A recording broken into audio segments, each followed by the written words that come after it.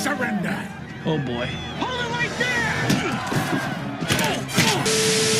If you casually watched movies before 2010 and were born after 2000, there is like a 90% chance you both watched and loved the Tobey Maguire Spider-Man trilogy. But more than that, you probably remember this guy. In spite of everything you've done for them, eventually they will hate you. Why bother? The Green Goblin is one of Spider-Man's most notorious villains, created by Stan Lee and Stevie Ditko. Not necessarily the strongest or fastest, but he still left probably the biggest lasting impression on Spider-Man in not one, but two universes. How did he do that? What is it about him that is so crushingly brutal and terrifying? What is his attack on heroism? Hello everyone. Today, I will be trying to break down the Green Goblin's psychology, the parts of his personality that make up his attitudes and beliefs, while diving into what I believe to be his attack on heroism. Let's get started. First, some context. I will be referring to William Defoe's iteration of the character and how he portrays the Green Goblin in his movies, namely Spider-Man 2002 and Spider-Man No Way Home. This character analysis probably tracks onto other versions of the Green Goblin, such as when he is mentioned in comic books or even from The Amazing Spider-Man. I will not be referencing the comics or this one. Harry is dead! Not because I didn't like this one, but because I didn't really like this one. I will just be focusing on William Defoe's version. And since this version, the Goblin is actually an alternate personality, I will consider Norman Osborn as a different person altogether. You killed them. We killed them. We? The Green Goblin appears as the byproduct of Norman Osborn's experiment on human engineering, which he tests on himself at the last minute in order to prove to his company that his science shouldn't be expelled, defunded, and shut down. Back to formula.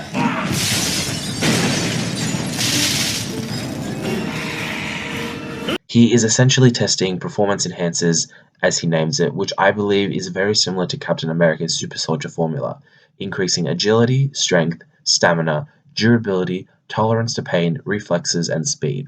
The Green Goblin appears as an alter, and this may just be explained by Norman Osborn's mind not being able to process his body's new strength. Remember your little accident in the laboratory?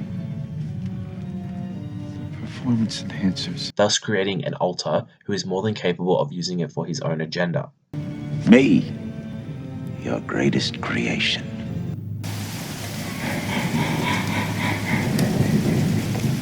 The Goblin is ruthless to say the least. He feasts on the weakness of others and does not care for the pain he so easily causes.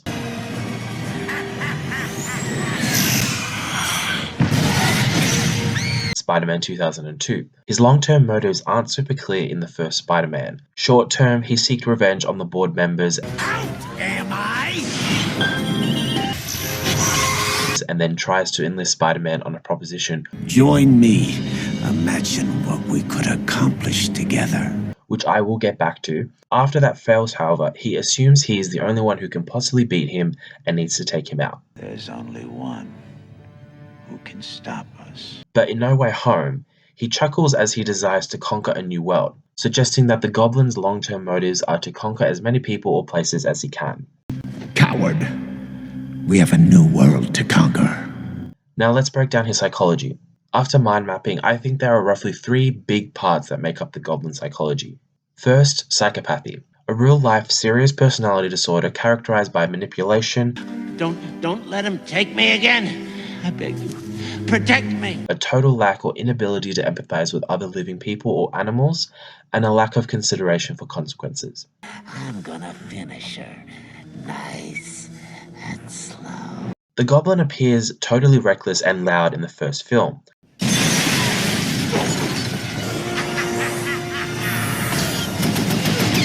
He may just have a preference for being impulsive, but still demonstrates secretive cunning and diligent behavior in No Way Home. This is something we often see with people with this personality disorder. After appearing in a strange new place randomly, he may have deduced that something has happened that is out of his control. Thus, he probably knew he had to play a slower game, which is why he lets Norman out and hides behind his eyes in order to assess when the right time to strike is. I've watched you from deep behind Norman's cowardly eyes, struggling. He may choose to be more reckless than most psychopaths, but can definitely play a quiet game as well. The Goblin has a critical lack of fear. Even when he was on the ropes and technically defeated by Spider-Man, he spoke out loud saying and almost wishing that they would meet again. We'll meet again, Spider-Man! Even after this defeat, he exclaims that he has intentions to come straight back and hand Spider-Man his retirement fund. That accepting defeat was not even an option for him anymore. Another thing to mention is that if the Goblin did have fear, he should demonstrate some form of hesitation or consideration over his actions. It's clear that he has a distinct lack of fear for danger or threats to himself. One may argue that this is what led to his downfall. At the end of the movie, he kills himself with his own glider because he underestimates his opponent and overestimates his decision-making, like a chess player who moves too fast. Godspeed, Spider-Man. Oh.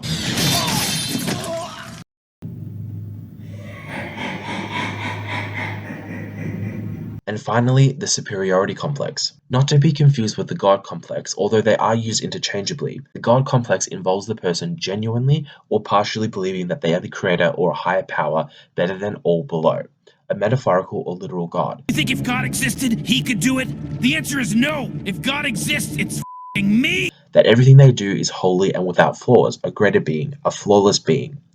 You can fire your arrows from the Tower of Babel, but you can never strike gold! The superiority complex, however, condenses the God complex into a more human level. Superiority over those on Earth considered weaker than those above for invented reasons such as power, birthright, class, ethnicity, gender, age, and the list goes on. In this case, it's definitely power. Bringing you what you've always wanted. Power beyond your wildest dream. He does use the term God in No Way Home. Gods don't have to choose. We take. But I would still argue that he doesn't have a God complex because he doesn't specifically refer to himself or the things he does as holy or godlike overall. The Goblin considers his power, his abilities as his ticket above all others, that because his powers are his and no one else's, he is nothing less than an exceptional being. Me, your greatest creation. And those teeming masses exist for the sole purpose of lifting the few exceptional people onto their shoulders. You, me, we're exceptional. He can abide by what laws he invents, ascribe value to what he desires, and demand anything from those weaker, including their lives. Power beyond your wildest dream. A quote can easily summarize this idea. Those who have power do not need pity those weaker, only to take everything from them. Mr. Obsidian 2022. I would argue that because of this superiority complex, he thinks he's above any and all weakness. If he does have insecurities, they are minimized so much that they are irrelevant. Another thing to note, he shows disdain for those who have power and choose not to use it. This is evident in No Way Home when the Goblin says, Strong enough to have it all. Too weak to take it!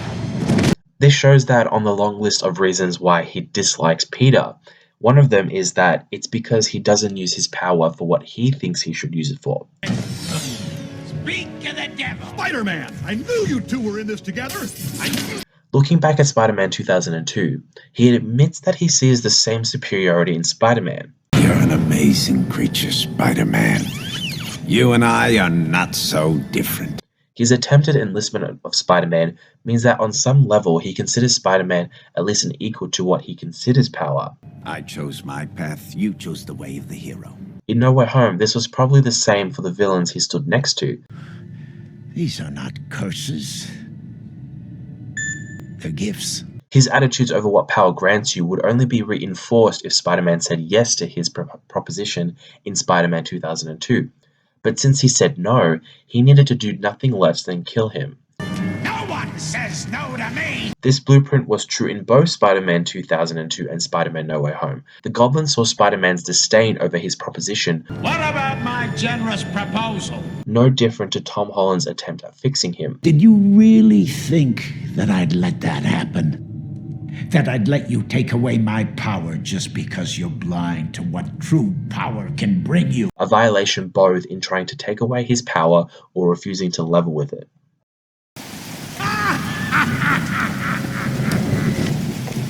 What is his attack on heroism? In spite of everything you've done for them, eventually they will hate you. Why bother? This quote resonated with me, not just because it's iconic, but because I believe it has a much deeper meaning. What do I mean by attack on heroism? Well, that has a lot to do with this speech when I break it down. What I think he meant by this and how it relates to the larger meaning of heroism. After that, you may understand what I mean. First, let's define heroism. According to vocabulary.com, heroism is consistently putting others first, even at your own peril. The act of heroism. Police, ambulance, other superheroes perform this act of heroism all the time. This first part of the Goblin's speech, In spite of everything you've done for them. he is referring to the deeds of being hero. All the countless times Spider-Man reaches for people and puts his life in between death and some stranger is all the things he has done. In spite of everything you've done for them. For them is plural and includes all that he seeks to save in times of peril and all he has saved. Asking for nothing in return for what he has done and what he will continue to try and do is save those who cannot save themselves. Now let's dissect the second part. Eventually they will hate you. Why bother? Eventually, meaning the inevitable outcome. They will. Referring to the people. Hate you, meaning refrain, unlike, be disappointed in the idea of Spider-Man. That's what this says on the surface, but this is what I think he really meant. In spite of all you can do or all you will ever try to do, eventually you will fail in saving someone, and when that happens, you will fail as a hero. I believe that the Goblin is saying that Spider-Man and all other heroes' noble quest, the attempt, the initiation of being the hero, is a pointless effort because there will always be someone that cannot be saved, which is a sad truth. Struggling to have everything you want while the world tries to make you choose. Every time he saves one person, there may be two he couldn't save.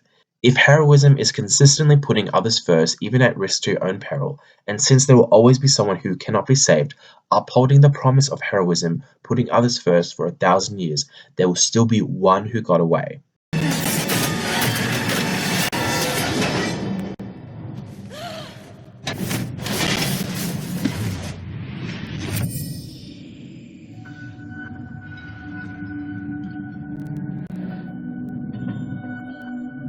Because of this, the idea of heroism is not challenging, it's nearly impossible. He tells him, Why bother? why bother?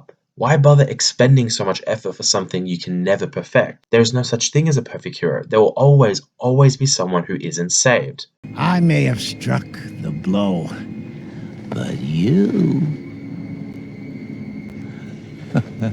you are the one that killed her. The Goblin's ultimate attack on heroism is that it fails to keep a promise destined to fail in a world that eats innocence and exploits all that are naive. Fighting her holy moral mission. That it is truly pointless to try when you have already failed. Why bother? Now, you may be thinking that it doesn't matter if he can't save everyone. What matters is he tries.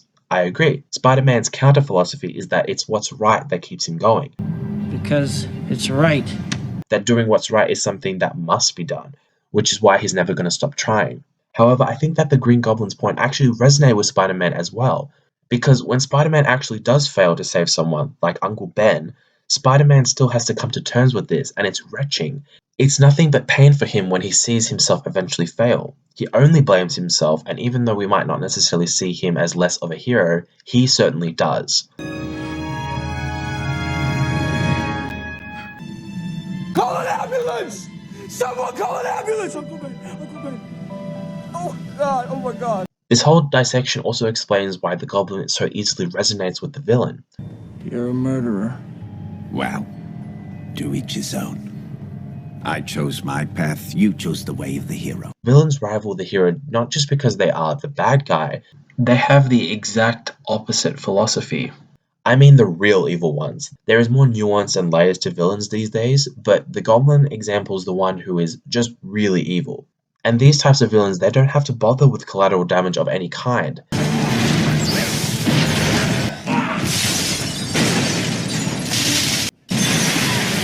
They live and breathe and experience freedom no hero ever will, because a villain, especially if they have no conscience like the Green Goblin,